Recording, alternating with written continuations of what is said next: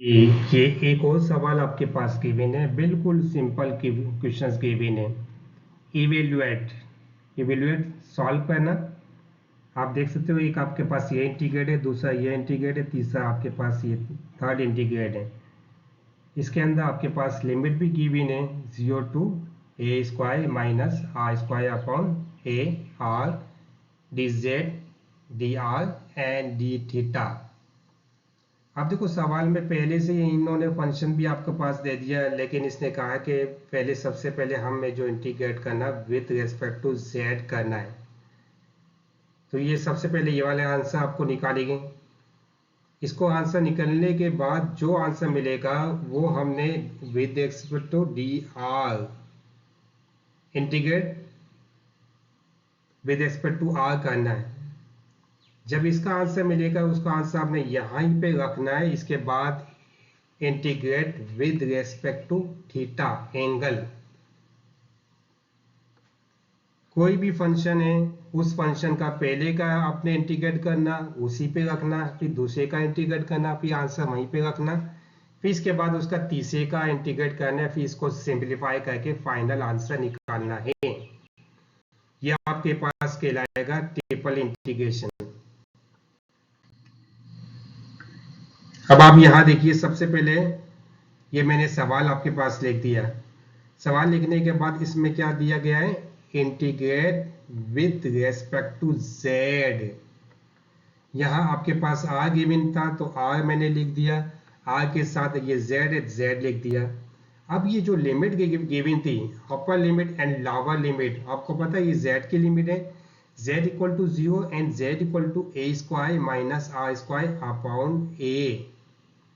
अब जब z की वैल्यू गिवन है तो इसकी z की वैल्यू हमें पुटअप करनी है। वो कैसे पुटअप करेंगे, आपको पता है ना, ये r गिवन है, r की जगह z गिवन है, z की वैल्यू हमने ऊपर वाली पुट की तो ए स्क्वायर माइनस का आर स्क्वायर अपॉन ए। अब जब नीचे वाली वैल्यू पुट करेगी 0 तो ऑल टू ऑल एलिमेंट 0 बन जाएगा। लेकिन आप इसको ट्राई करना, आपको पता होना चाहिए 0 होने के बाद हमारे पास ये फाइनल आंसर बनेगा। जब ये फाइनल आंसर बनेगा तो इसका मतलब पहले का जो हमने इंटीग्रेट किया तो उसका ये आंसर बन गया। अब हमने ये आंसर यहाँ पे रख के again integrate with respect to R. अब integrate with respect to R करना में, अब आप यहां देख सकते हो मैंने पहले वो सवाल आपके पास शो कर दिया है। दोनों सवाल को ये शो करने के बाद हमने क्या किया है, ये जो आर है आपके पास गिवन है, इसको हमने सेपरेट कर दिया। सेपरेट करने से क्या होता है, आपको जब इंटीग्रेट निकालोगे ना वो आपको आसान लगेगा इंटीग्रेट निकालने में। सही है, A square upon A square R upon A से कैंसिल हो गया तो यहाँ पे ए बचेगा, ये आर का आर लिख दिया, माइनस आर पावर 3 अपॉन ए, ये हमने यहाँ पे लिख दिया। अब हमें क्या करना, integrate with respect to R करना है। ओके, अब हमने इसको integrate with respect to R किया तो ये ए आर स्क्वायर अपॉन 2 बन जाएगा और ये ए आर 3 अपॉन ए बन जाएगा। इतना तो आपको सबको आता है ना। इसमें मैंने डायरेक्ट वैल्यू पुटअप कर दी क्योंकि मैंने पहले भी आपको बताया था। अगर नहीं समझ में आया तो थोड़ा सा मैं इसका एक स्टेप आपको करके बता देता हूँ ये कैसे बन रहा है। सबसे पहले तो आपको ये मालूम है, ये आपके पास गिवन है ए आर, आर पे क्या बन जाएगा, स्क्वायर अपॉन 2 बन जाएगा, माइनस आर पावर 3 है ना, 3 क्या हो जाएगा 4 बन जाएगा, 4 अपॉन 4। ये आपके पास पहले से दिया हुआ है। अब इसी तरह से इनकी लिमिट आपके पास गिवन है, क्या दिया हुआ है, पहले में 0 दिया हुआ है, ए साइन थीटा। ठीक है, ये आपके पास सवाल में पहले से आपके पास ये दी हुई है। अब आपने क्या करना है, इसके अंदर सिंपल ये वैल्यू को पुटअप किए हैं। देखो इसका इंटीग्रेट निकाला, पहले में आपके पास आर की वैल्यू क्या है, ए साइन थीटा, तो ए साइन थीटा मैंने पुटअप कर दिया, माइनस ये देखो 4 आपके पास लिखा, आर की वैल्यू क्या है, ए साइन थीटा पावर 4, ए साइन थीटा पावर 4, ये आपके पास वैसे की वैसे हमने राइट कर दी वैल्यूज। यहां तक आपको समझ में आ रहा है? बिल्कुल सिंपल है। अब आपको मैंने ये सवाल अगेन यहीं पे शो किया। अब देखिए, अब अगर इसके अंदर वैल्यू को पुटअप करते हैं, यहाँ पे a3 a square sine square theta upon 2 minus a3 sine 4 theta upon 4। अब इसको हमें सिंप्लीफाई करना है। सिंप्लीफाई करने के लिए हमेशा एक चीज का याद रखना, जब भी हम कोई सवाल को सिंप्लीफाई करते हैं तो मैंने आपको पहले भी बताया था, जितना सिंपल हो सकता है उसको सेपरेट करना है। इन दोनों में देखो a पावर 3 है, a पावर 3 मैंने कॉमन ले ली, क्योंकि आपको पता है ये कांस्टेंट है, कांस्टेंट पहले से कॉमन निकाल लो तो आपको सिंप्लीफाई में आसानी होगी। सही है। अब इसका देखो साइन स्क्वायर थीटा अपॉन 2, इसका 1 अपॉन 2 मैंने अलग ले लिया, इसको इसके साथ मल्टीप्लाई किया तो D theta sine square D theta आ गया, इसको अलग लिख दिया। ये माइनस साइन है तो यहाँ पे हमने वैसी की वैसी माइनस साइन के साथ ये वैल्यूज ले ली। ठीक है।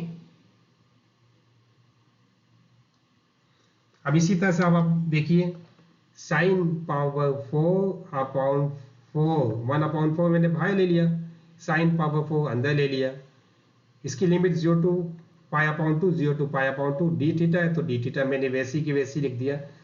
अब ये मैथमेटिक्स के आपको स्टैंडर्ड रिजल्ट पता होना चाहिए। Using standard result 0 to pi upon 2 sine square theta D theta equal to pi upon 4, ये वैल्यूज पाई अपॉन 4 के इक्वल है, और 0 to pi upon 2 sine 4 theta D theta equal to 3 pi upon 16।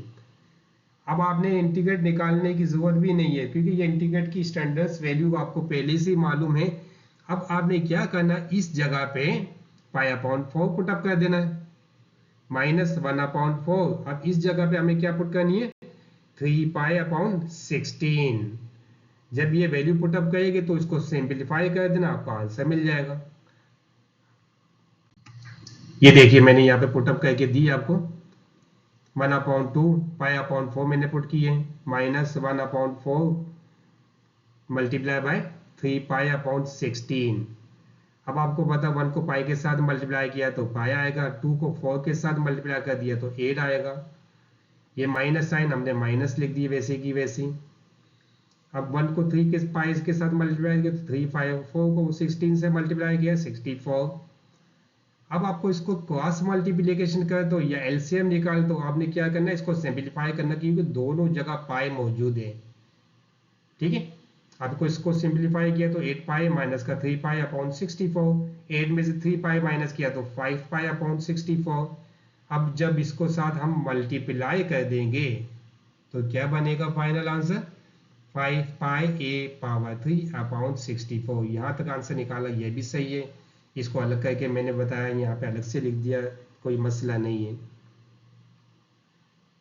जितना हो सकता है आपने अपना कॉन्सेप्ट क्लियर करना है कि कौन सी वैल्यू कहाँ से आई, कैसे आई, और किस तरह से हम सवाल को सॉल्व करते हैं।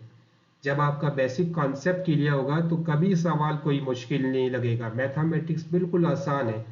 अपना जब भी काम करने बैठो बिल्कुल दिमाग को फ्रेश करके काम करने बैठो। अगर थक जाओ तो भले आप काम अब नहीं किया करो, जब आपके पास टाइम मिले, दिमाग बिल्कुल फ्रेश हो, उस वक्त मैथमेटिक्स की सवाल को सॉल्व करने की कोशिश किया करो, तो आपको मैथ आसान भी लगेगा और बिल्कुल सिंपल लगेगा।